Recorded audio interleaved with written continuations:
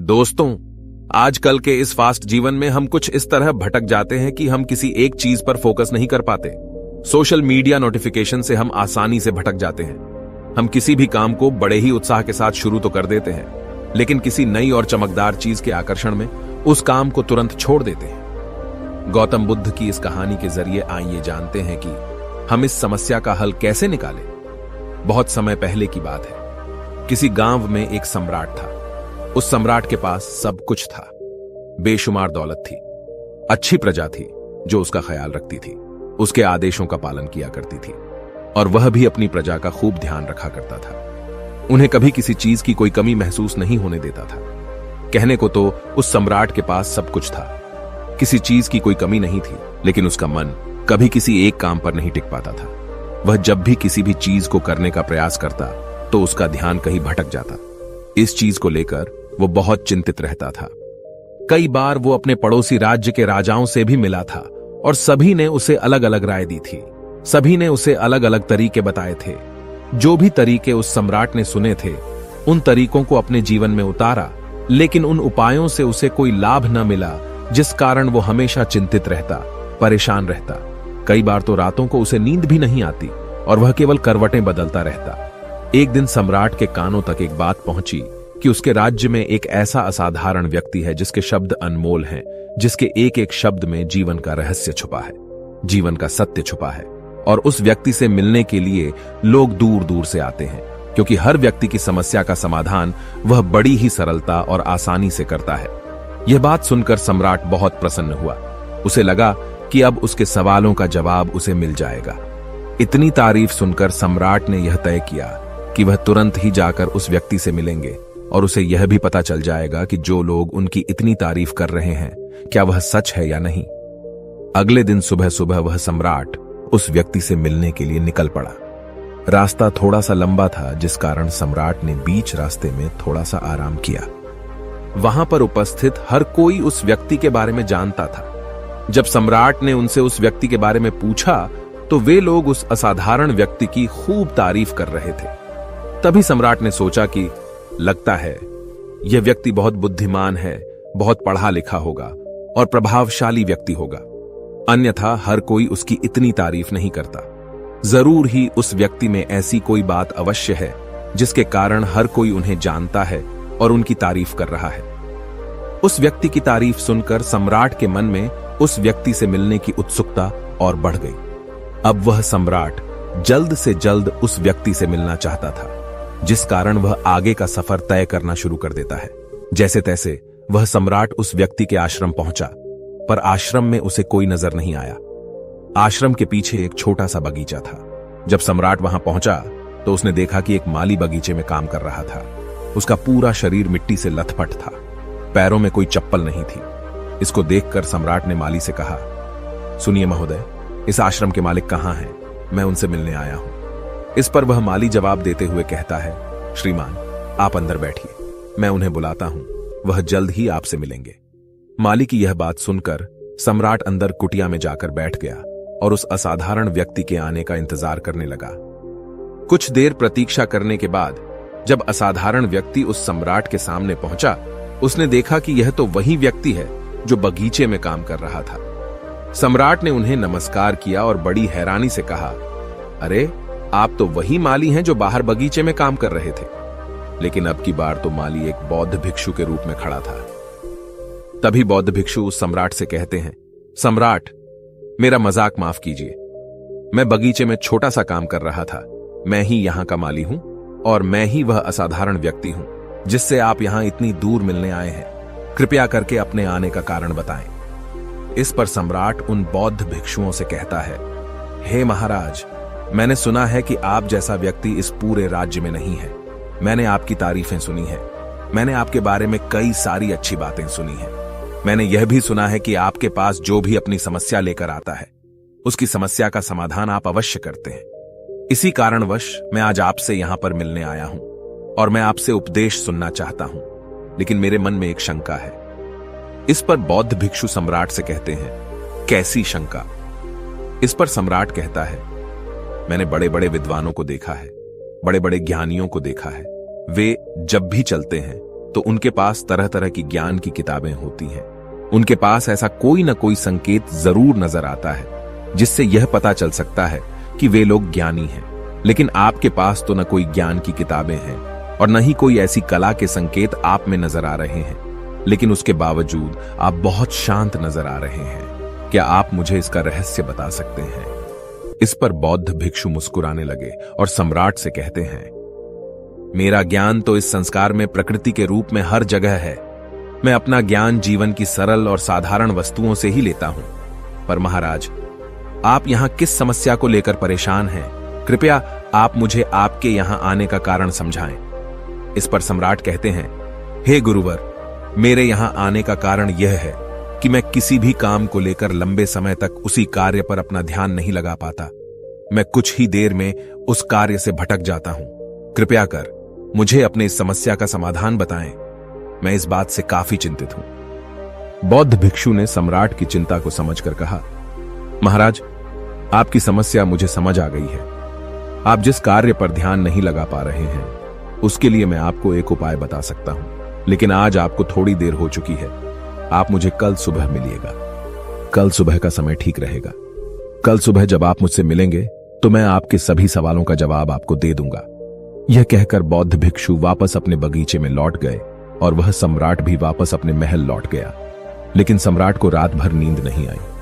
वह बस यही सोच में लगा था कि आखिर बौद्ध भिक्षु मुझे क्या बताने वाले हैं। वह तो मुझे एक साधारण से माली नजर आ रहे हैं, लेकिन जिस तरह से उनका मन शांत था, जिस तरह से वह शांत नजर आ रहे थे, यह बहुत आश्चर्य करने वाली बात है। रात भर सम्राट इन्हीं ख्यालों में खोया रहा। अगले दिन सुबह सूरज निकलने से ठीक पहले सम्राट उस आश्रम पर वापस पहुंचा। वहां पर बौद्ध भिक्षु पहले से ही उपस्थित थे। जैसे ही सम्राट वहां पहुंचा, उन बौद्ध भिक्षु ने एक पानी का छोटा सा जग उस सम्राट के हाथ में थमाते हुए कहते हैं, इसे लीजिए और पौधों पर धीरे धीरे पानी डालिए। और ऐसा करते करते यह आपके सामने पूरे 15 पौधे हैं। इन सभी पर आपको इसी प्रकार पानी डालते चले जाना है। लेकिन जब आप इस क्रिया को कर रहे होंगे तो उस वक्त मेरी एक बात का अवश्य ध्यान रखिएगा कि आपको इस दौरान कुछ और नहीं करना है, ना कुछ सोचना है और ना ही कहीं आपका ध्यान भटकना चाहिए। आप जब इन पौधों को पानी दे रहे होंगे तो आपका पूरा ध्यान केवल इन पौधों पर ही होना चाहिए। यदि इस बीच आपके मन में कोई विचार आए तो वहीं पर रुक जाइएगा और फिर दोबारा से पहले पौधे से पानी डालना शुरू कीजिएगा। और जब आप मेरी बात मानकर ठीक इसी प्रकार इन सभी 15 पौधों को पानी दे देंगे, तब आप मेरे पास आइएगा और मैं आपके सभी सवालों का जवाब आपको दे दूंगा। उस सम्राट ने आज तक ऐसा कोई काम नहीं किया था और सम्राट को यह काम बहुत छोटा सा लग रहा था। सम्राट पहली बार ऐसा कोई काम करने जा रहा था। उस पानी के जग से पहले पौधे पर बड़ी ध्यानपूर्वक पानी दिया और फिर दूसरे पौधे की ओर आगे बढ़ा। दूसरे पौधे पर भी उसने बड़े ध्यानपूर्वक पानी दिया। फिर उसने तीसरे पौधे पर पानी देना शुरू किया ही था कि उसके मन में तरह तरह के विचार उत्पन्न होने लगे। उसे अपने महल का बगीचा याद आने लगा, जहां पर तरह तरह के फूल थे, तरह तरह के पौधे लगे हुए थे। तभी अचानक उस सम्राट को उन बौद्ध भिक्षुओं की बात याद आ गई। यदि मन में कोई भी विचार उत्पन्न हो तो उसे फिर से पहले पौधे से पानी देना शुरू करना होगा। तुरंत ही पहले पौधे के पास वापस पहुंचा और उसने फिर से पहले पौधे को पानी दिया। दूसरे पौधे को उसने फिर से ध्यानपूर्वक पानी दिया। जैसे ही वह तीसरे पौधे पर पहुंचा, उसके मन में फिर से कई तरह के विचार उत्पन्न होने लगे। अब की बार यह सोच रहा था, पता नहीं मेरे बिना मेरे साम्राज्य में क्या हो रहा होगा। और अब की बार सम्राट को बहुत क्रोध आने लगा। उसने सोचा कि आखिर में यह छोटा सा कार्य क्यों नहीं कर पा रहा हूं। वह तुरंत ही फिर से पहले पौधे के पास पहुंचा। उसने अब की बार बड़ी ध्यानपूर्वक पहले पौधे को पानी दिया, दूसरे पौधे को भी बड़े ध्यानपूर्वक पानी दिया। ऐसे करते करते अब की बार सम्राट करीबन 5 पौधों में बहुत ही ध्यानपूर्वक पानी दे चुका था। लेकिन अब की बार जैसे ही उसने छठे पौधे पर पानी देना शुरू किया, उस पानी को देखकर सम्राट के मन में नदी के विचार उत्पन्न होने लगे और सम्राट अब बहुत परेशान हो चुका था। जितनी बार वह पौधों को पानी देने का प्रयास करता, हर बार वह असफल हो जाता। उसका मन उतना ही ज्यादा व्याकुल होता जाता और वह खुद पर क्रोधित हो जाता। सम्राट यह बात बहुत अच्छी तरह से जानता था कि वह भिक्षु उसकी परीक्षा ले रहे हैं। वह बहुत बुद्धिमान था, इस कारण उसने उन बौद्ध भिक्षुओं के सभी नियमों का पालन करना जरूरी समझा। सम्राट जितनी बार भी कोशिश करता, हर बार वह असफल हो जाता। उसका मन उतना ही ज्यादा व्याकुल होता जाता, हमेशा खुद को किसी न किसी विचार में उलझा हुआ पाता। ऐसे ही करते करते सुबह से शाम का वक्त हो चुका था, लेकिन अब तक वह सम्राट पूरे 15 पौधों में पानी नहीं दे पाया था। जब बौद्ध भिक्षु लौटकर शाम को वापस आश्रम लौटे तो उन्होंने देखा कि वह सम्राट थक हार कर बैठा हुआ है और तरह तरह की बातों में उलझा हुआ है। तभी बौद्ध भिक्षु सम्राट के पास पहुंचे और कहने लगे, हे सम्राट, मैं तुम्हारी ईमानदारी से बहुत खुश हूं। तुमने अपने कार्य को पूरे मन और लगन के साथ करने का पूरा प्रयास किया, इसलिए जो बात मैं तुम्हें बताने जा रहा हूं उसे बड़ी ही ध्यानपूर्वक सुनना और समझने का प्रयास करना। जब हमारा मन विचारों से खाली हो जाता है तब उसमें मन का असली स्वरूप नजर आता है। तब साधारण से साधारण सा काम भी हमें ज्ञान और शांति देता है। इस पर सम्राट उन बौद्ध भिक्षुओं से कहता है, हे महाराज, पर यह कैसे संभव है? मैं तो जब भी कोई कार्य करता हूं तो मन में कई तरह के विचार उत्पन्न होते हैं और मैं उन विचारों में फंस कर रह जाता हूं और वहां से बाहर निकलने का कोई रास्ता मुझे नजर नहीं आता। तभी बौद्ध भिक्षु मुस्कुराने लगे और सम्राट से कहते हैं, हे सम्राट, तुम पौधों में पानी नहीं डाल रहे थे, तुम तो जल्दी जल्दी अपने इस कार्य को बस खत्म करना चाहते थे। तुम्हारे मन में तो यह विचार उत्पन्न हो रहा था कि तुम जल्दी से जल्दी इन 15 पौधों में पानी दे दो और उसके बाद तुम मुझसे मिल सको, मुझसे अपने प्रश्नों का उत्तर जान सको। किसी कारणवश यह कार्य तुम्हें बोझ सा प्रतीत हो रहा था, मानो मैंने तुम्हारे कंधों पर एक बड़ा बोझ रख दिया हो, और यही कारण है कि तुम अपने आप को इस पल में रोक नहीं पाए। जब हमारे सामने पड़ा हुआ कार्य बोझ लगता है तो हम उसे बस जैसे तैसे खत्म करना चाहते हैं और उस काम को करते समय हम अपना पूरा ध्यान उस कार्य पर नहीं दे पाते। किंतु अगर तुम इस पल की महत्व को समझ पाते, इसके महत्व को महत्व दे पाते और केवल पौधों और पानी पर ध्यान देते तो तुम्हें कोई भी विचार परेशान नहीं कर पाते। इस पर सम्राट कहता है, हे महाराज, मुझे आपकी यह बात समझ में आ रही है कि मैं जल्दी जल्दी इस कार्य को खत्म करके आपसे मिलना चाहता था, जिस कारण मेरा मन इस कार्य में पूरी तरह से नहीं लग सका। लेकिन यह एक पल है जो हम जी रहे हैं, उस पल में रहना बहुत कठिन है। क्या मुझे इसके लिए कोई तपस्या या तप करना पड़ेगा?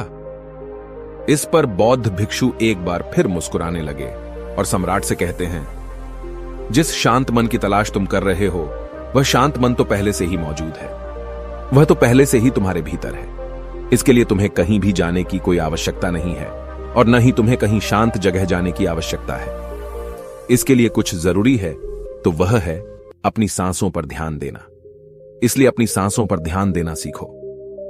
हम किस तरह से सांसें ले रहे हैं और किस तरह से छोड़ रहे हैं, इस बात को देखने और समझने का प्रयास करो। तब तुम्हें यह समझ में आ जाएगा कि तुम्हारा शांत मन तो तुम्हारी सांसों के साथ ही बना हुआ है। उसके बाद तुम चाहो तो कोई भी कार्य करते वक्त भी अपनी सांसों पर ध्यान दे सकते हो। जब तुम कहीं चल रहे हो, कहीं दौड़ रहे हो, कोई ऐसा कार्य कर रहे हो तो तुम्हें अपनी सांसों पर ध्यान देना चाहिए, या कोई भी ऐसी क्रिया जो तुम्हें वर्तमान से जोड़े रखे। इसका एक और तरीका है, 2-4 मिनट अपने आसपास के प्रकृति पर गौर करो। देखो कि क्या चल रहा है तुम्हारे आसपास। इससे तुम वर्तमान में आ जाओगे। फिर तुम अपने कार्य को जल्दी जल्दी बस यूं ही खत्म नहीं करके उसे पूरे मन से करने का प्रयास करो, जिससे तुम्हारा मन एकाग्र होगा। और जब तुम्हारा मन एकाग्र होगा तो तुम चाहे कोई भी कार्य क्यों ना करो, फिर चाहे वह छोटा हो या बड़ा, तुम्हारा मन उसमें पूरी तरह से विलीन हो जाएगा और वह कार्य ही तुम्हें शांति और ज्ञान भी प्रदान करेगा। ऐसे समय पर हमारे मन में किसी प्रकार के कोई विचार उत्पन्न नहीं हो पाते, और जब हम ऐसा करते हैं तो कर्ता और कर्म एक हो जाते हैं और हमारे भीतर की जो शांति है वह प्रकट होने लगती है। हम उसमें मग्न हो जाते हैं। इसे तुम चाहे तो आनंद कह सकते हो या फिर वर्तमान में जीना कह सकते हो, और यह अवस्था बड़ी सरलता से प्राप्त भी कर सकते हो। बस तुम्हें केवल अभ्यास करना होगा। बौद्ध भिक्षु सम्राट से कहते हैं, जो मन मुश्किलों में शांत रहता है, मुश्किलों से भागता नहीं है, केवल सचेत रहता है, वह मन हर परेशानी को पार कर सकता है, हर दुविधा से बाहर निकल सकता है। सम्राट को उन बौद्ध भिक्षुओं की यह सारी बातें समझ में आ चुकी थी। उसने उन बौद्ध भिक्षुओं को प्रणाम किया और वहां से वापस वह अपने राजमहल लौट आया। उसने अपनी सांसों पर ध्यान देना शुरू किया और धीरे धीरे इस निरंतर अभ्यास के कारण वह अपने हर कार्य को ध्यान और मन लगाकर किया करता था, जिससे उसे असीम शांति मिलती थी और वह छोटे छोटे कार्यों से भी बड़ा से बड़ा ज्ञान प्राप्त कर लेता था। इसलिए दोस्तों, कभी किसी कार्य को बोझ मानकर मत कीजिए। क्योंकि यदि आप उसे बोझ मानेंगे तो जल्दी जल्दी उसे आप अपने ऊपर से उतारने का प्रयास करेंगे, अर्थात उसे जल्दी जल्दी खत्म करने का प्रयास करेंगे। लेकिन इस प्रयास के दौरान आप जो भी कार्य करेंगे वह पूरे मन और लगन से नहीं हो पाएगा, और ऐसे में आप उस कार्य को जो अंजाम देना चाहते हैं, हो सकता है कि आप उसे अंजाम भी न दे सकें, और इसी कारणवश आपके मन में तनाव भी पैदा हो जाता है। हम चिंतित रहने लगते हैं, परेशान रहने लगते हैं, क्योंकि जो अंजाम हम उस कार्य को देना चाहते थे, अंजाम हम उस कार्य को न दे सकें। और हम में से अधिकांश लोग यही गलतियां करते हैं। जब उन्हें कोई कार्य सौंपा जाता है तो वह उस कार्य को करने का प्रयास तो करते हैं, लेकिन वह चाहते हैं कि वह कार्य कितनी जल्दी खत्म हो जाए, और वह उस कार्य को करते वक्त अपने आप को वहां नहीं रख पाते, बल्कि उनका मन तो कहीं और ही भटकता रहता है, जिससे हमारा मन हम पर हावी होने लगता है, हमें तरह तरह के विचार दिखाता है, और हम उन विचारों में डूबते चले जाते हैं, हम उन विचारों में फंसते चले जाते हैं, और फिर वहां से हमें निकलने का कोई रास्ता नजर नहीं आता, जिससे हमारे मन में तनाव पैदा होने लगता है। हम बहुत परेशान रहने लगते हैं, हम चाहकर भी किसी कार्य को नहीं कर पाते, और जो कार्य हमें वर्तमान की ओर ले जा सकता था, उस दरवाजे को हम खुद ही बंद कर देते हैं, क्योंकि वह कार्य हमें बोझ लगने लगता है। इसलिए जब भी आप कोई कार्य शुरू करना चाहते हैं तो उससे पहले अपना पूरा ध्यान अपनी सांसों पर केंद्रित करें, और फिर आप चाहें तो अपने काम के दौरान भी अपनी सांसों पर अपना ध्यान लगाए रख सकते हैं, और यही सांस का जो ध्यान है यह आपके काम के ध्यान में परिवर्तित हो जाएगा, और इस कार्य में जो भी कठिनाइयां उत्पन्न हो रही हैं उसे आप पल भर में सुलझा देंगे, फिर चाहे कैसी भी विपरीत परिस्थितियां आपके सामने क्यों ना आ जाए। आप उस कार्य को पूरे मन और लगन के साथ पूरा करके ही रहेंगे। दोस्तों, उम्मीद है कि आपने आज के इस वीडियो से जरूर कुछ न कुछ सीखा होगा, तो इस वीडियो को अपने दोस्तों के साथ शेयर करना ना भूलें। हमें ऐसे ही सपोर्ट करने के लिए चैनल को सब्सक्राइब भी जरूर करिए। तो चलिए मिलते ऐसे और वीडियो में, तब तक के लिए अपना ख्याल रखें। धन्यवाद। नमो बुद्धाय।